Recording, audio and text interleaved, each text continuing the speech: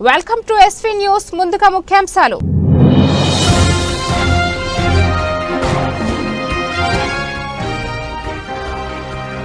తల్లాడ మండలంలోని మిట్టపల్లిలో ఏర్పాటు చేసిన బహిరంగ సభలో బీఆర్ఎస్ పార్టీ వర్కింగ్ ప్రెసిడెంట్ మాజీ మంత్రి కేటీఆర్ కామెంట్స్.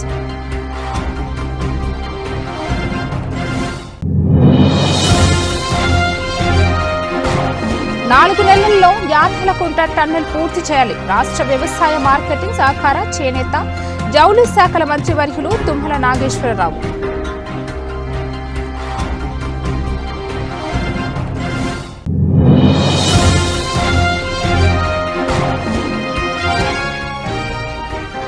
నిషేధిత మావోయిస్టు పార్టీకి చెందిన 38 మంది సభ్యులు జిల్లా ఎస్పీ ఎదుట లొంగుబాటు.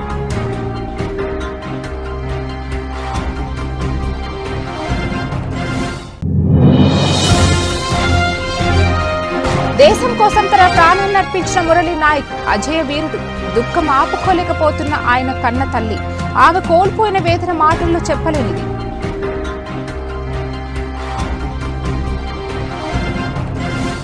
సీతారామ ఎత్తిపోతల పథకం యాతాలకుంట టన్నెల్ పనులు 4 నెలల్లో పూర్తి చేయాలని రాష్ట్ర వ్యవసాయ మార్కెటింగ్ సహకార చేనేత జౌళి శాఖల మంత్రి వర్యులు తుమ్మల నాగేశ్వరరావు అన్నారు. శుక్రవారం సత్తుపల్లి మండలం యాతాలకుంటలో సీతారామ ప్రాజెక్టు క్రింద నిర్మిస్తున్న యాతాలకుంట టన్నెల్ నిర్మాణ పనులను పరిశీలించి ఖమ్మం, భద్రాద్రి కొత్తగూడెం జిల్లా కలెక్టర్లు ముజమ్మిల్ ఖాన్, జితేష్ వి పాటిల్లు, అశ్వరావుపేట, సత్తుపల్లి ఎమ్మెల్యేలు జారే ఆదినారాయణ, మట్ట రాఘమేలుతో కలిసి సంబంధిత అధికారులతో మంత్రి సమీక్షించారు.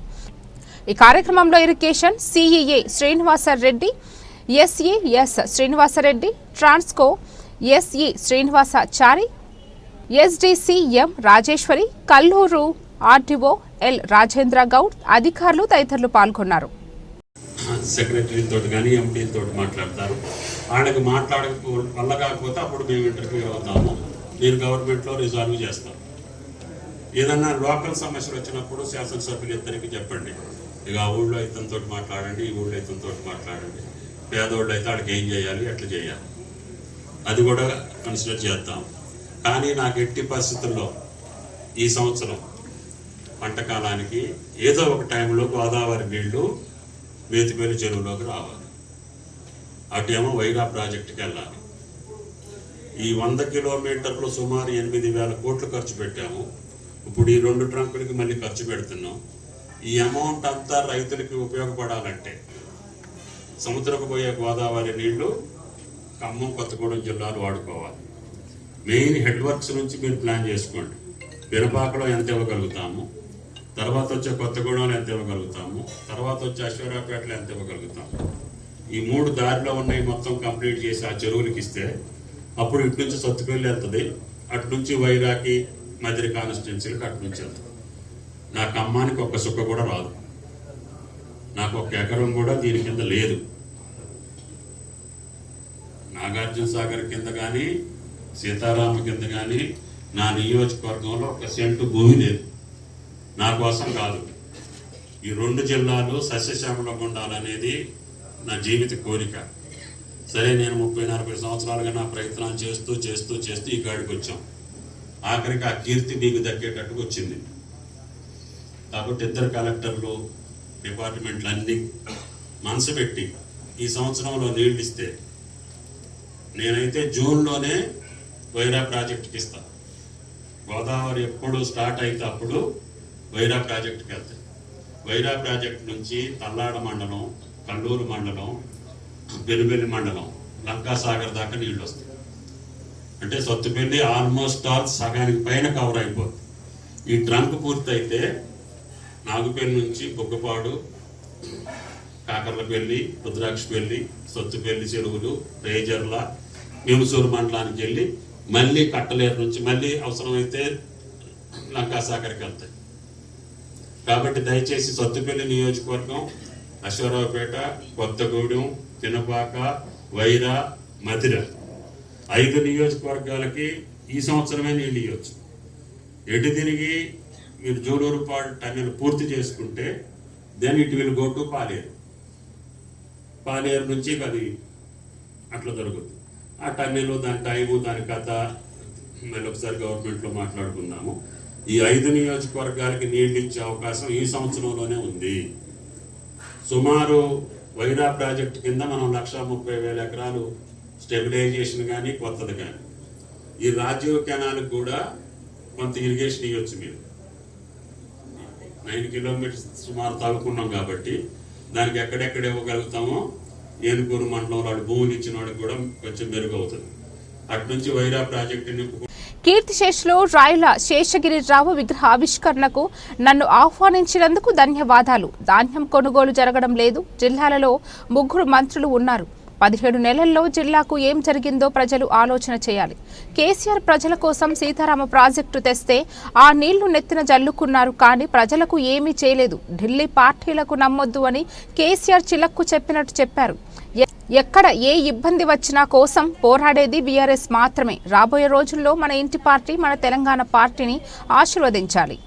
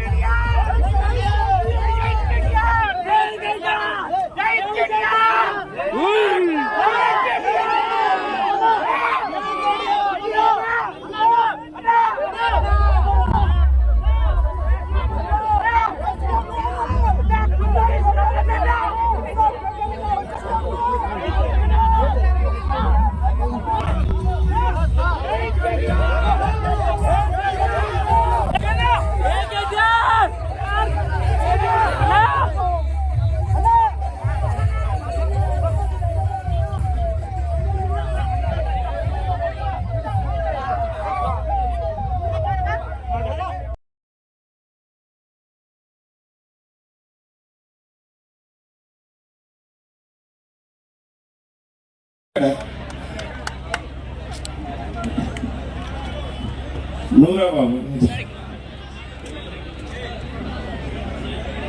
ఒక్క నిమిషం మీకు పెడతామని చెప్పి చెప్తా ఉన్నా. నేను మిమ్మల్ని కొడతా ఉన్నా. స్థానిక సంస్థల ఎన్నికలు, అసెంబ్లీ ఎన్నికలు వేరు వేరు కాదు. తప్పకుండా పార్టీగా మేమందరం కూడా సీరియస్ గానే తల్లాడైతేనేమి, సత్తుపల్లి అయితేనేమి, ఉమ్మడి ఖమ్మం జిల్లా అయితేనేమి, లేదా కొత్త భద్రాద్రి జిల్లా అయితేనేమి, తప్పకుండా సీరియస్ గా ఎక్కడ వాళ్ళం అక్కడ మీకోసం మేము పనిచేస్తాం. ఎంపీటీసీ, సర్పంచ్లు, జెడ్పీటీసీలు, ఎవరెవరైతే కౌన్సిలర్లు, అదేవిధంగా చైర్మన్లు, మున్సిపల్ చైర్మన్లు కావాలనుకునే నాయకులు ఉన్నారో దయచేసి ప్రజల్లో ఉండండి. ఇవాళ ధాన్యం కొనుగోలు చేయట్లేదు. మనమే వెళ్ళాలి కల్లాల కాడికి, మనమే మాట్లాడాలా, మనమే ప్రభుత్వం మీద ఒత్తిడి తేవాలా. ఇంకెవరు రారు. కాంగ్రెస్ వాళ్ళైతే మళ్ళీ ఎలక్షన్ల దాకా మీ ఇంటికాడికి కూడా రారు పొరపాటున. అందుకే మళ్ళీ ఒక్కసారి ఈ గులాబీ జెండానే తెలంగాణ వాడి గుండె ధైర్యం కాబట్టి ఎక్కడికక్కడ కదులుదాం, ఎక్కడికక్కడ అద్భుతంగా ప్రజలకు అండగా నిలబడదాం. అట్లాగే భద్రాచలంలో మీరు ఉమ్మడి ఖమ్మం జిల్లాలో ఒక ఎమ్మెల్యే గారిని గెలిపిస్తే ఆయన పోయి కాంగ్రెస్ లో చేరారు. మరి అక్కడ కూడా ఉప ఎన్నిక తప్పదు. ఇవాళ భద్రాచలం సోదరులు కూడా కొంతమంది ఇక్కడికి వచ్చారు, పార్టీలో చేరుతున్నారు. వారికి కూడా స్వాగతం. అదే విధంగా భద్రాచలం ఉప ఎన్నిక వచ్చినప్పుడు మొత్తం ఉమ్మడి ఖమ్మం జిల్లా నాయకత్వం మొత్తం అందరం కూడా భద్రాచలానికి పోదాం. తప్పకుండా ఆ సీటును మళ్ళీ తిరిగి అద్భుతమైన మెజారిటీతో గెలిపించుకుందాం. రుణమాఫీ ఎట్లా చేస్తావయ్యా 40,000 కోట్లతో అంటే ఒక్క సంవత్సరం కడుపు కట్టుకుంటే చాలు అన్నాడు. మరి ఇప్పుడు ఏమైంది? కడుపు కట్టుకోవట్లేదా? రోజు దోపిడీ నడుస్తుందా? అందుకేనా మరి పరిస్థితి? సమాధానం రాదు. దయచేసి మిమ్మల్ని కోరేది ఒకటే. నేను మొన్న మధ్యన హైదరాబాద్ లో నేను ఒక ప్లేస్ నుంచి ఇంకో ప్లేస్ కి ఎక్కడికో పోతుంటే ఒక ఆటో సోదరుడు సిగ్నల్ కాడన కారు పక్కనే ఆయన ఆటో వచ్చి ఆగింది. గుర్తుపెట్టి నమస్తే అన్న అన్నాడు. నేను నమస్తే అన్నా. ఆ సోదరుడు ముస్లిం సోదరుడు మహమూద్ అని. ఏమైంది మహమూద్ భాయ్ ఎట్లున్నారు అని అడిగాను నేను. ఏముంది సార్, అంతా బర్బాద్ అయిపోయింది, నాశనం అయిపోయింది అన్నాడు. ఏమైందా అంటే ఇదివరకు రోజు 2,500 సంపాదించుకొని 1000 రూపాయలు కూడా రావట్లేదు సార్. మా రాష్ట్ర వ్యాప్తంగా ఆటో డ్రైవర్లందరి పరిస్థితి కొద్ది కుడియడమా ఇదే ఉంది సార్ అన్నాడు. అని మెల్లిగా నన్ను అడుగుతున్నాడు, అన్న ఏమైనా ఉపాయం లేదా అన్నాడు. ఏం ఉపాయం అంటే ఈ దరిద్రం ఎన్ని రోజులు భరించాలన్నా అని అంటాడు. నేను తమ్ముడు ఏం చేయాలి మరి? ఒక ఓటుకి శిక్ష 5 ఏళ్ళు. ఒక ఓటు తప్పు పార్టీకి తప్పుడు వ్యక్తులకు వేస్తే 5 ఏళ్ళు అనుభవించాలి కదా. ఏం చేయాలి నేను అన్నా. ఏదన్నా ఉపాయం చూడండి అన్న, ఏదో ఒకటి చేసి చూడండి అన్న అంటున్నాడు. ఇది వాస్తవంగా చెప్పాలంటే పెద్ద ఆయన పాపం భారతరత్న డాక్టర్ అంబేద్కర్ గారు చాలా గొప్పవాడు, చాలా తెలివైనవాడు. చాలా తెలివైనడు, మహానుభావుడు. మనందరం కూడా గౌరవించుకుంటాం. అందుకే సెక్రటేరియట్ కూడా వారి పేరు పెట్టుకున్నాం. 125 అడుగుల ఎత్తైన అంబేద్కర్ విగ్రహం కూడా హైదరాబాద్ నడిబొట్టున కేసీఆర్ గారు మీ అందరి ఆశీర్వాదంతో పెట్టారు. అంబేద్కర్ గారు కూడా, ఆయన అందరూ కూడా అంటారు ప్రపంచ మేధావి, మరి విశ్వాన్ని మొత్తాన్ని కూడా ప్రభావితం చేసిన ఒక భారతీయుడు.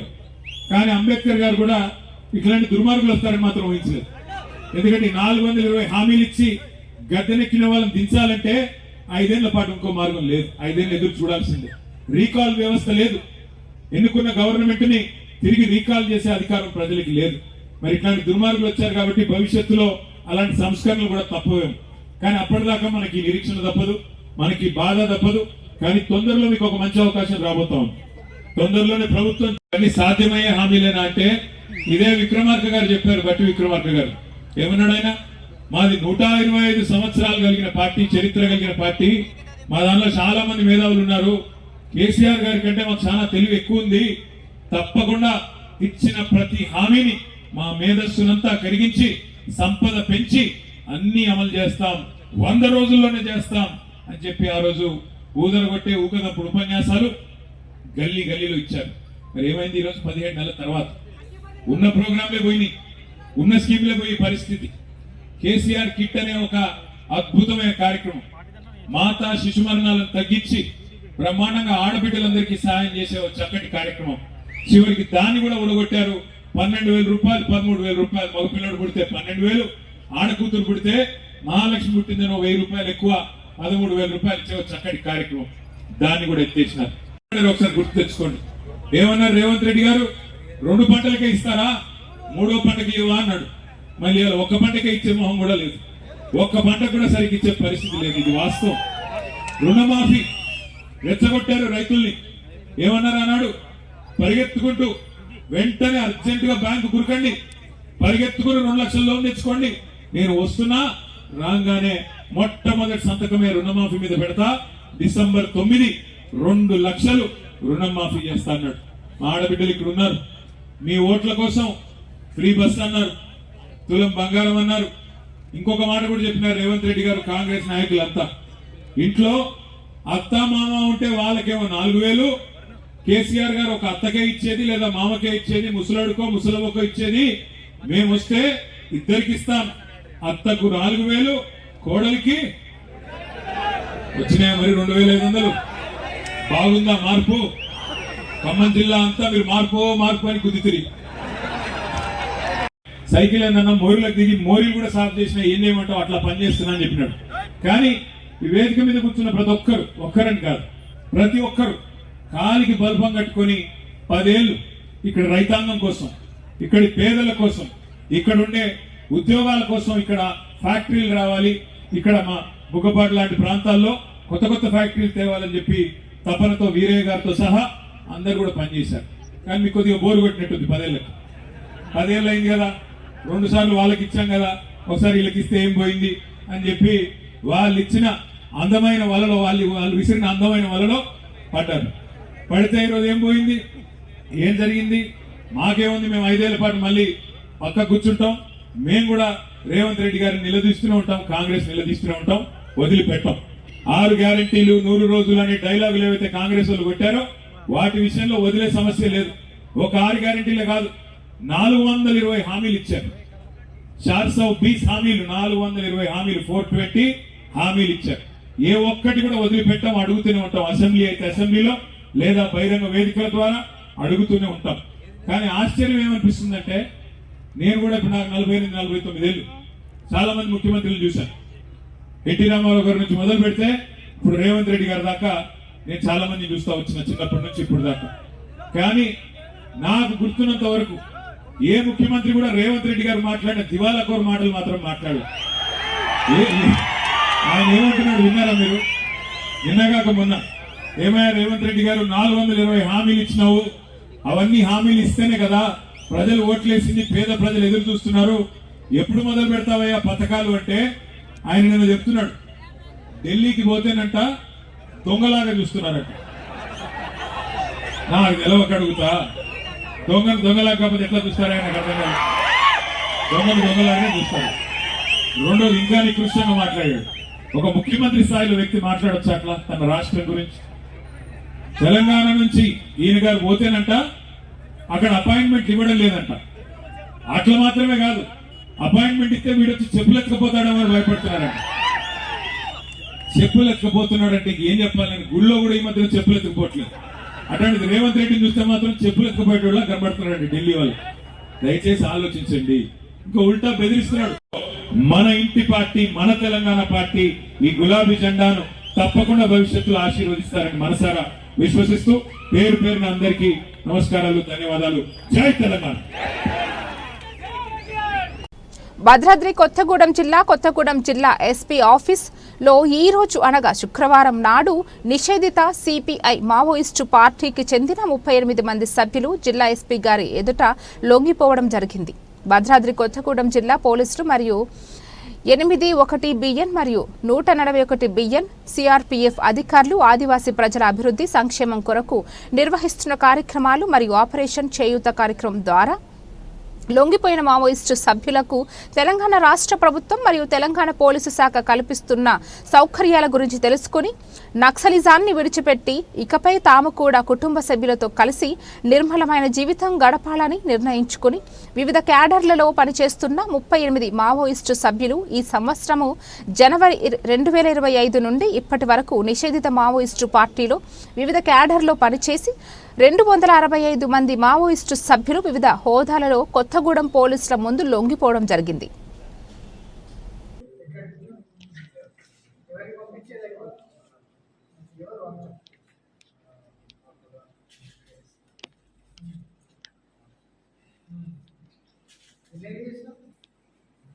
ఎన్ని సంవత్సరాలు చేసినా 3 సంవత్సరాలు చేసినా మళ్ళీ చేస్తాం. మర్చిపోయినాక వాళ్ళు అలా పైసలు ఇచ్చి రన్ చేసాం ఇచ్చిగా నువ్వు దూడా పిల్లగా ఏం చేసినారు? ఊళ్ళో అందరూ ఉన్నట్టున్నారు. మిలిషియా మీ రాష్ట్రపల్లి ఎర్రపల్లి నుంచి ఎవరన్నా మిగిలిందారా?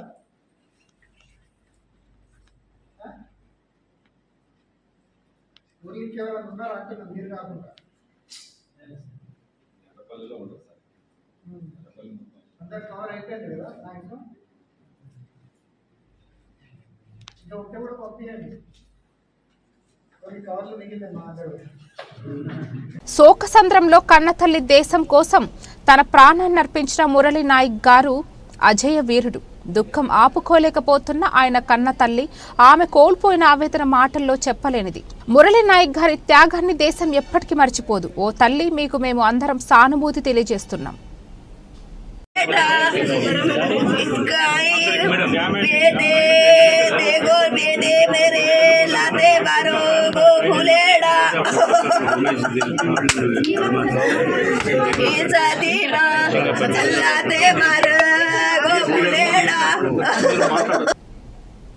రంగారెడ్డి జిల్లా అబ్దుల్లాపూర్ మెట్ మండలం బాటసింకారం గ్రామంలో శ్రీ పోతురూరి వీర బ్రహ్మేంద్ర స్వామి నూతన ధ్వజస్తంభ ప్రతిష్ఠ కార్యక్రమంలో పాల్గొన్న భువనగిరి ఎంపీ చామల కిరణ్ కుమార్ రెడ్డి, ఇబ్రహీంపట్నం ఎమ్మెల్యే మల్రెడ్డి రంగారెడ్డి మాట్లాడుతూ బ్రహ్మంగారి చరిత్ర చాలా గొప్పదని, ఆయన రాసిన ప్రతి ఒక్క అక్షరం నిజమవుతుందని, ప్రతి ఒక్కరూ సుఖ సంతోషాలతో ఉండాలని కోరుకుంటున్నానన్నారు. ఈ కార్యక్రమంలో అధ్యక్షులు కొండోజు బాలకృష్ణాచారి, ప్రధాన కార్యదర్శి ఎర్రవల్లి ఉమాకాంత్ చారి, భక్తులు, గ్రామ ప్రజలు పాల్గొన్నారు. ఈరోజు బ్రహ్మంగారి ఆలయంలో జరుగుతున్నటువంటి ఈ గజ స్తంభన ప్రతిష్టకు నేను, మా శాసనసభ్యులు మల్రెడ్డి రంగారెడ్డి గారు, అలాగే భాస్కర్ గారు, ఇక్కడ ఉన్నటువంటి నాయకులు అందరూ కూడా రావడం జరిగింది. అయితే మీ అందరికీ తెలిసిందే, ఇప్పుడు ఈరోజు బ్రహ్మంగారు గతంలో చరిత్రలో భారతదేశ ప్రఖ్యాతి, భారతదేశంలో జరిగేది, భారతదేశం గురించి రాయడం జరిగింది. ఈరోజు కూడా బ్రహ్మంగారిని మేమందరం పూజలు చేసి భారతదేశంలో జరుగుతున్నటువంటి ఇప్పుడు ప్రస్తుత పరిస్థితి ఏదైతే ఉగ్ర దాడులు ఉన్నాయో, పాకిస్తాన్పై చేస్తున్నటువంటి దాడిలో మన సైనికులు, మన దళాలు వారికి శక్తిని ఇవ్వాలని ఈ దేశ ప్రజల్ని కాపాడే ఒక ఆలోచనతోటి ఈరోజు ఏదైతే కార్యక్రమం ఇటు గవర్నమెంట్ కానీ సైనిక దళాలు తీసుకుర్రో బ్రహ్మంగారి గుడిలో ఉన్నాం. బ్రహ్మంగారికి చరిత్ర అంతా తెలుసు కాబట్టి డెఫినెట్గా బ్రహ్మంగారు రాసినట్టుగా భారతదేశ చరిత్ర ప్రఖ్యాతి ఇంకా ముందు ఎంతో ముందుకు పోతుంది. కాబట్టి ఈ జరుగుతున్నటువంటి యుద్ధంలో కూడా భారతదేశం డెఫినెట్గా మనం ముందంజలో ఉంటాం. రానున్న రోజుల్లో ఇంకే ఉగ్రవాద చర్యలు కాకుండా ముందుకెళ్తామని తెలియజేస్తున్నాం. ఈరోజు వాటసింగారం గ్రామంలో బ్రహ్మం గారి చరిత్ర గురించి మనం వింటూ ఉంటాం. మరి వీరబ్రహ్మం గారి చరిత్ర అన్నీ నిజమే అవుతూ ఉన్నాయి. ఆయన బుక్స్ చదువుకుంటున్నప్పుడు నిజంగా ఒక గొప్ప మరి మహానుభావుడుగా ఆ రోజు మరి దేవునిగా అవతరించి ఈరోజు మనందరికీ కూడా మొక్కులు తీరుస్తున్నటువంటి ఒక చక్కటి ఆలయాన్ని ఇక్కడ నిర్మించడం నిజంగా మన వాళ్ళందరూ కూడా ఇక్కడ నిర్మాతలందరూ కూడా బ్రహ్మాండంగా ఒక టెంపుల్ను మన గ్రామంలో నిర్మించినారు. మిమ్మల్ని అందరినీ భగవంతుడు మనందరినీ కూడా చల్లగా చూడాలని, మన ప్రాంతాన్ని చల్లగా చూడాలని, మన ప్రభుత్వాన్ని చల్లగా చూడాలని కోరుకుంటూ భగవంతుని ప్రార్థిస్తున్నాం. శంషాబాద్ విమానాశ్రయానికి బాంబు బెదిరింపు, ఏ క్షణమైన బాంబుతో పేల్చేస్తామంటూ హెచ్చరిక. పాకిస్తాన్ స్ట్రిప్పర్ సేల్స్ పేరుతో బెదిరింపు మెయిల్ ఎయిర్పోర్టులో తనిఖీలు చేపట్టిన అధికారులు. మెయిల్ ఎక్కడి నుంచి వచ్చిందనే దానిపై ఆరా తీస్తున్న పోలీసులు.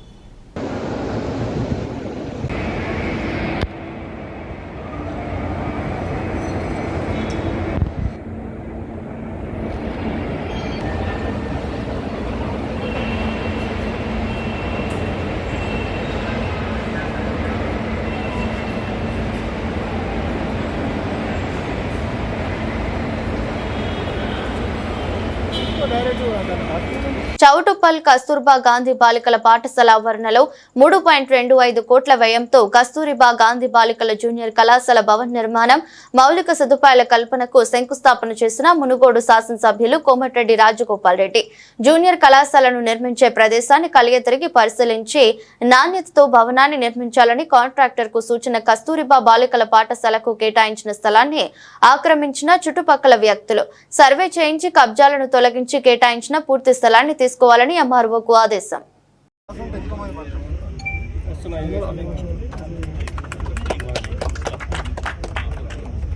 Okay sir.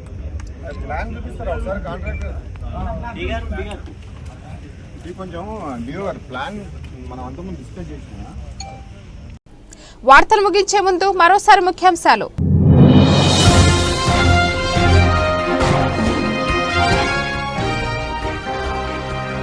తల్లాడ మండలంలోని మిట్టపల్లిలో ఏర్పాటు చేసిన బహిరంగ సభలో బీఆర్ఎస్ పార్టీ వర్కింగ్ ప్రెసిడెంట్ మాజీ మంత్రి కేటీఆర్ కామెంట్స్.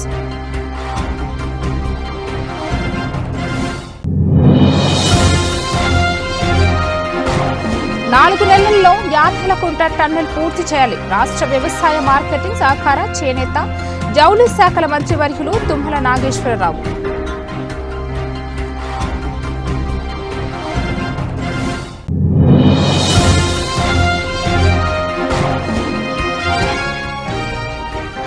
నిషేధిత మావోయిస్టు పార్టీకి చెందిన 38 మంది సభ్యులు జిల్లా ఎస్పీ ఎదుట లొంగుబాటు.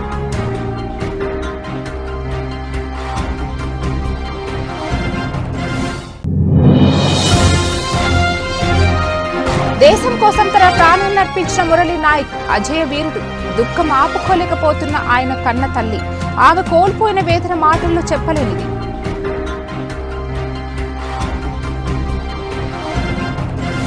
ఈ వార్తలకు ఇంతటితో సమాప్తం. తిరిగి రేపటి వార్తల్లో మళ్ళీ కలుద్దాం. అంతవరకు సెలవు.